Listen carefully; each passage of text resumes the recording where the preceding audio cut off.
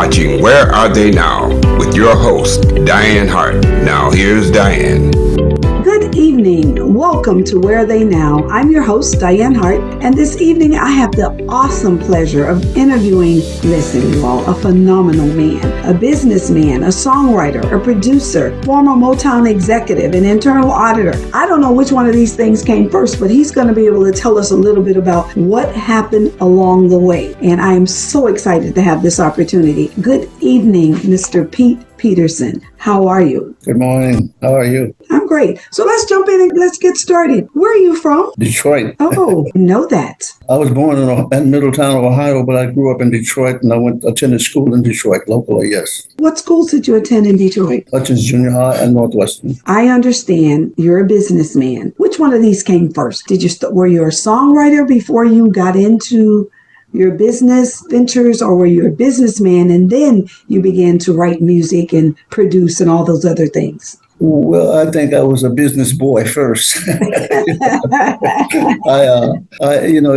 started my little businesses around the neighborhood where I grew up at, cutting lawn, washing windows and things. That was my first endeavors. So the business came first, and songwriting came along as a necessity. You say as a necessity, but it was always there. As a kid growing up, was that something you aspired to be, was a songwriter? No, I didn't aspire to be a songwriter. Actually, it was just a necessity. I used to, as I got more involved in the industry, I would hire people to do things for me, and I wind up wasting money and not really getting any activity from it. So I just said, well, I can do this better myself, and I just started doing it myself, and went on from there. So these songs, just how do they typically come to you? I mean, when do you think you're the most creative?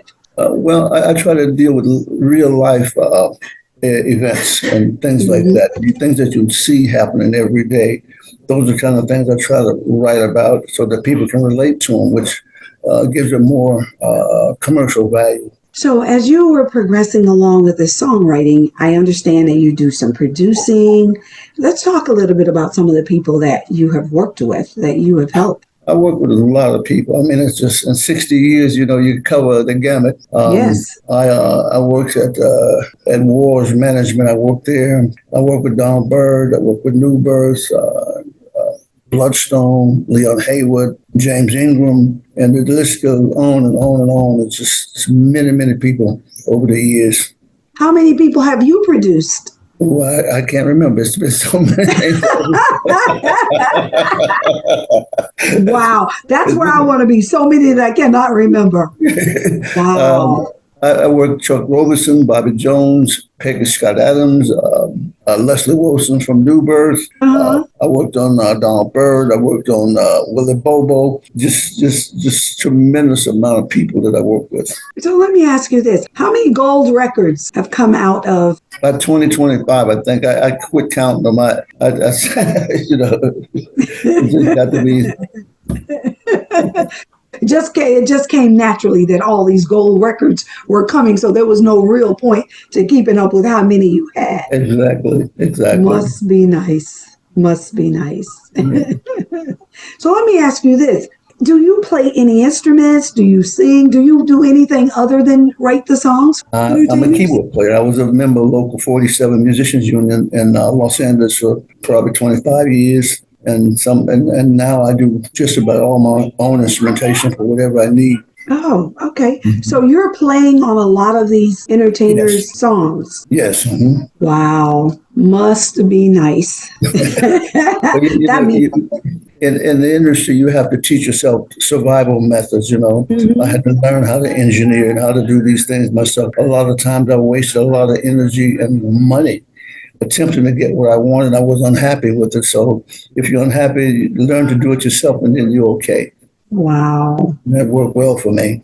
So did you teach yourself a lot of how to play some of the instruments and things, or did you go to training to learn? How did you When I was in college, Mm-hmm. I took keyboards at college. At the University of Nevada, Las Vegas,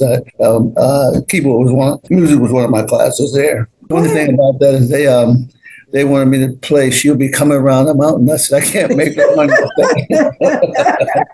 I need to know how to play funk. So it was really funny, but I enjoyed it. It was a good class. A good learning experience. So is that the only class you took in music? The only music class I took was keyboards. Mm-hmm. And from there, you just develop a natural to be able to play other instruments? Just play whatever I want, yeah. Can I have some of that? Could you rub off on me? Well, you got some great drive. I need to have some of what you have. No, I need some of that. It's just amazing that you could just learn whatever you want to learn to play and you are fluent at everything that it is that you do. So my hat's off to you. I can't even imagine. You have more gold records than you can care the count. You've worked with hundreds of individuals and helping them. Is that what keeps you young and moving forward, is knowing that you've helped so many people? I enjoy helping. I enjoy helping the artists. You can look back and say, well, this is something that I crave to do and something that I do well and beneficial to the artists. Like I said, my main thing was not being a producer or writer, was business. I started when I left Motown in the early 70s, I created my own management company, and it evolved into Peterson and Eldridge. Over 50 years in the business now. And Willie Bobo was my first client.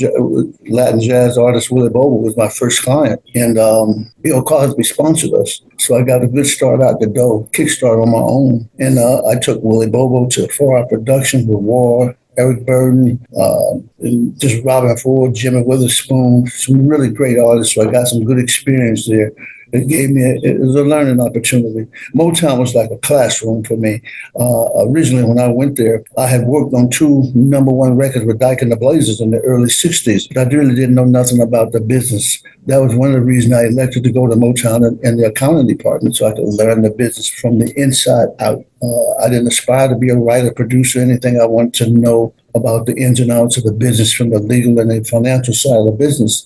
And then prepare myself to be an independent, to do what I needed to do to own myself and own whatever I create. And Motown was a great learning experience for me. I'm very appreciative to the people at Motown for that opportunity to grow as an individual and learn great information. So let me ask you this. I know you could teach. I know you can teach. There's no question in my mind.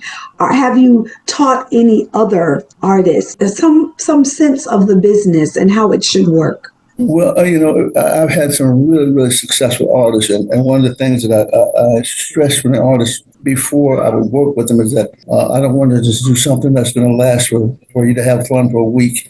I want to make it a lifetime adventure. I teach them about finances and how to the ins and outs of the business work and what's the most advantageous thing. As an example, there's a big thing going on now about artists getting their masters and owning and publishing. Well, back in the early 70s, Leon Habert was one of my main clients. We were together over 30 years. And he owned all his publishing. He owned his masters and something. Way before Michael Jackson and Prince, we were already there. So we set some really high standards in terms of strides and ownership. So those are the things I tried to stress. We need to own what we create. And that was really, really a good thing for us. I'm sure it is, because if you own it, then that means you get to control it. Exactly. Yeah, which makes a whole lot of sense. So let's talk a little bit about your days at Motown. What was that like? You say it was like a classroom. When you say that, let's talk a little bit about it. Tell us something about it. Well, I had the main thing is that when I worked in the finance department, I was a senior accountant, and I got a chance and opportunity to see how the financial structure was built. And from there, I was selected to go to the creative division's A&R as a financial controller. So from the creative side, I got to learn how to manage the finances in terms of creating product, the costs, how to get artists, royalties and contracts, and the exposure to all the intricate workings of the business, the promotion, production, all those things that are necessary to be successful in the business. That was what I really, really learned at Motown.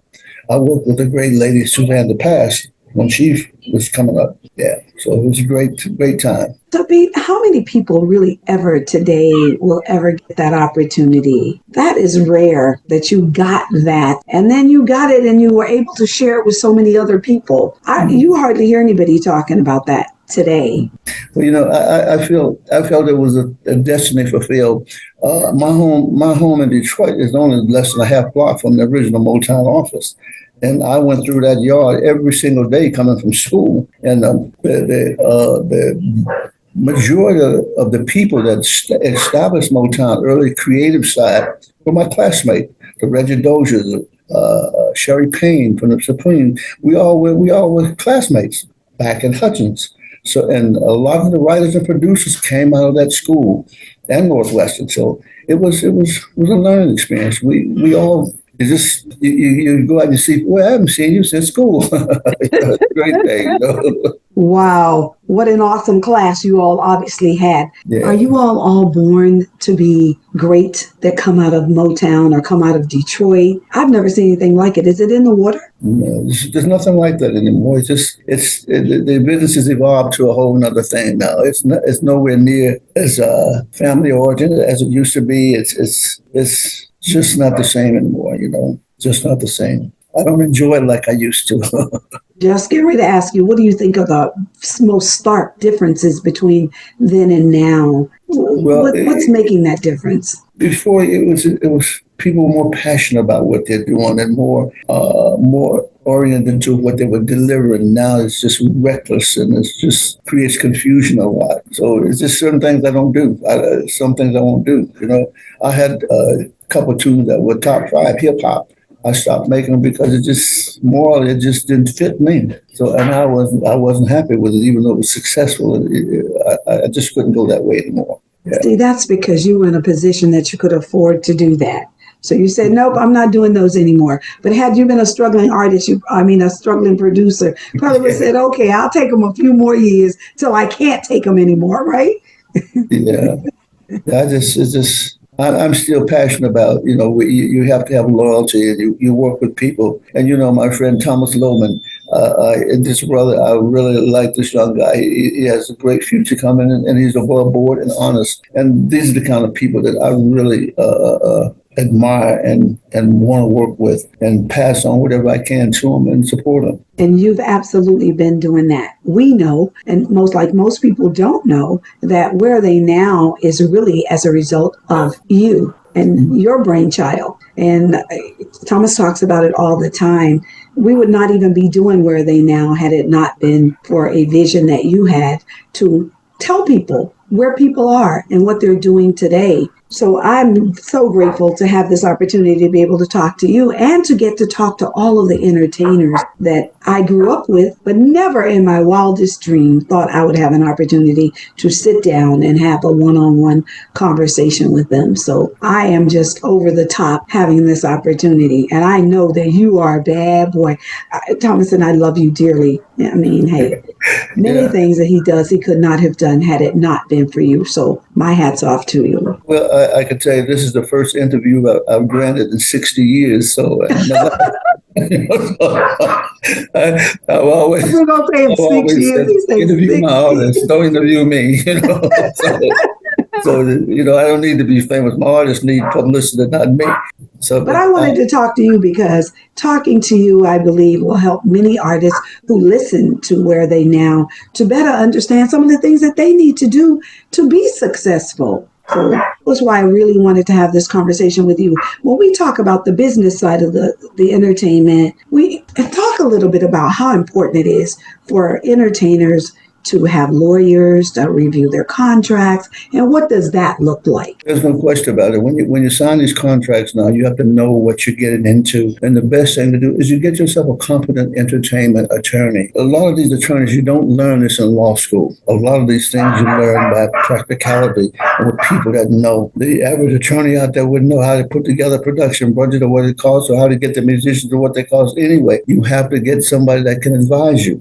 Good managers are important. network. Got to have the right managers. He might run a great gas station, but might not run a good music business. So there's a big difference. So I try to push these things forward to let them make rational, creative, good decisions. Yeah. Let me ask you this. When you run into an entertainer and they want the world, but they've not given anything yet, I mean, how do you deal with that? What do you tell them? What is it they need to do? Everything takes time. It's a matter of building and growing. Everything takes time. Nothing's overnight. Very few things happen overnight. It's a very difficult thing to do. And it takes time. You have to grow into these positions and places and spaces. Yeah. And I think that everybody thinks that it's overnight and I should be a star tomorrow without putting in the work. I know that you've worked with tons of entertainers. Do you require your entertainers to practice a certain number of hours every day to perfect their craft? What is it that you tell them that they need to do to really be successful? Well, to learn your craft, you have to really, not just once, you have to know what your craft is about and how to present it and get the proper people and surround yourself with people that are smarter than you, that can make things happen, make this thing happen. Don't be on a trip to where you know everything. You get people that can make things happen, good organizations,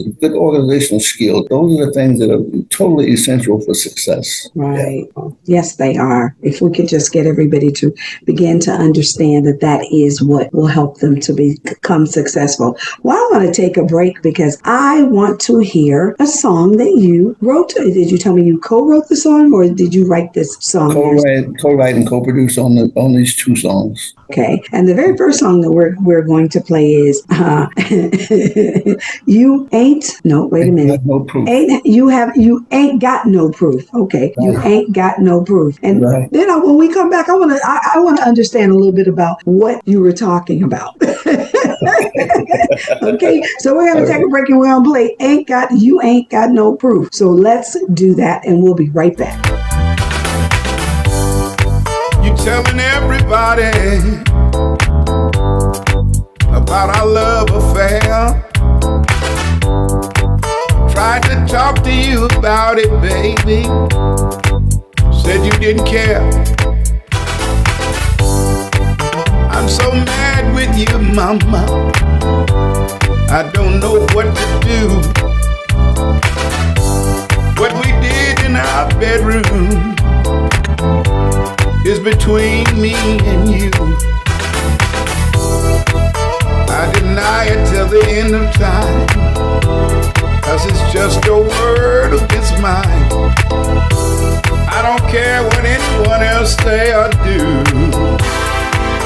Oh no, they ain't got no proof. Ain't got no proof. They ain't got no proof. Ain't got no proof. They ain't got no proof. Ain't got no proof. They ain't got no proof. Ain't got no proof. You hurt me, baby, sure enough, with this little game you play. It's over, I've moved on, baby, and we've gone our separate ways. What we did is our little secret, our business. I'll take it to my grave. It ain't nobody's business. I keep it till my dying day. When you talk about me, what does that say about you? It must mean that you're a little freaky too. So let's just let it do what it do. Oh, ain't got no proof. Ain't got no proof. Ain't got no proof. Welcome back to Where Are They Now? I'm your host, Dianne Hart, and my special guest this evening is Mr. Pete Peterson. What a bad jam, Pete. Let's talk about where did that song come from? Well, originally, Bobby Jones and I got together on the lyric structure, and Smitty Smith was basically the co-writer the music, etc. And Bobby Jones and I came up with the content of what we wanted to come up about. It was about his character and what he was doing with the women. And then they were talking about it, but he said, "You ain't got no proof." It was really just a funny story. When you hear the song, you can You know exactly what it's about. Someone telling your business and telling what you did, but you said you ain't got no proof. So you might be talking about it, but you can't prove it. Exactly. Yes, you can think it, but you can't prove it. I know that's right. So Yeah. was that a gold record? No, it wasn't. It was a good selling record, and it's still played a lot. In the southern states, in the Carolinas and places like that, it was one of the top shag. The dance called shag, and the shag community up and down the eastern seaboard there. A big radio song, and it's still to this day it still sells very well. Wow. And how long ago did you all make that? That was Produce in that? 2012, I think it was, 2011 or 12. But it's doing very well still. It's still out there doing its thing. Must be nice when you can write a song that lives on forever. Listen, what a phenomenal opportunity to make some money, because it lives forever. It continues to get you paid. And that's what I'm sure most artists would like to do. Pete, tell me a little bit about, why do you think sometimes a song is good, but it just can't, it doesn't grab hold? Is it because of the marketing? What do you think will hold a song back, even when it's a good song? Well, always a lack of promotions. You have to have promotions. There's no question about it. In the industry now, it's very difficult to get radio play or anything like that. The major companies have all the spaces, and a jock can only play about 15, 16 records in an hour, and that handout is what kills us. It's killed the industry. Radio is really bad for certain genres right now. Southern soul is coming on really strong, and it's competing with R&B now. And but blacks in turn don't control R&B anymore. So things keep changing, and so it's very difficult. You have to have good promotion and a good song too, good production, good songs. You have to have something that people really like and can relate to. There's good ones out there. There's some good artists. As a matter of fact, you interviewed a young lady, Shay Nicole. Yes. She's doing very well. She's doing really, she looks great. She has great music, great songs. Those are the kind of things that you need to be successful. Yeah. And she's an awesome sister. Yeah. She's absolutely awesome. Yeah. And I've talked to her a couple of times off interviews listen, she believes in what she's doing, and she's doing it. And she constantly markets her own self every day. You can see Shay Nicole putting something up about one of her songs, talking about what it's about and that kind of stuff. So she's really doing quite well. Yeah, she uses social media very well. Yes, she does. What do you think about how today they're doing all these streams and all of this other stuff in comparison to how music used to be sold? What do you think?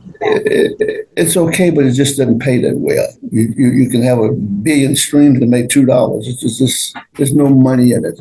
That has to change somewhere along the line, and I think it will change. It doesn't help a lot of people. And with the advent of social media and the internet, it took the industry to a whole nother level. It's just nowhere near like it used to be. Now you've got to be totally involved in the social media. If you're not, nobody knows about you, period. You've got to get the stream, you've got to get the Facebook and Twitter. You've got to have all those things happening for you. Yeah. So do you think it's going to change and maybe reverse some? It won't reverse back, but it'll change to another level. Now you've got only the big sellers. Well, Shay Nicole is breaking through. Every now and then we're going to have someone that break through. But the Beyoncés will always be there. Those kind of acts will be there. They're the mainstays, but not too many of them. When there's millions of artists out there now, you can go to any social media and you've got thousands and thousands of artists to choose from, and it's free. So if you can't get in the mix, you have a problem. and it hurts. We don't have a lot of live performances because of that. A lot of good records, but they can't perform because there's nobody promoting. Wow. So that has really damaged the industry as far as people trying to get their music out and get out on stages. So what do we do as entertainers? Well, one of the things that I did back in the early days when I was with Dyke and the Blazers back in the 60s, you're not old enough to know that yet. Oh, I know all about the 60s. We had big songs like Funky Broadway. I remember it. I would rent places like USO clubs, and places like that. And we'd take the door and they'd take the bar. And I was better off doing that and doing that for 4 days out of the week and just having the locations across the country than having a promoter because we made more money doing that. And we could work with the local disc jockeys, et cetera. So that's one of the things they might have to bring back is you have to promote yourself. And I did that with a lot of my artists. We did self-promotions and controlled every bit of the activity. That could still be a winner for today, huh? Oh, yes, no question about it. Because most cities you go into, there's a USO, there's a what do you call it? The American Legion. VFW. Right. VFW. Right. Mm-hmm. See 400 people, they get the bar and you get the door and you get a Thursday, Friday, and Saturday, you make a few dollars and you do much better than working with a promoter to get nothing. So how do we get that word out to people? How do we get them to better understand that you can self-promote and do some things for yourself? Well, no question about it. You have to do that. If you don't do that, you're not going to be successful. It's all about promotions and promote.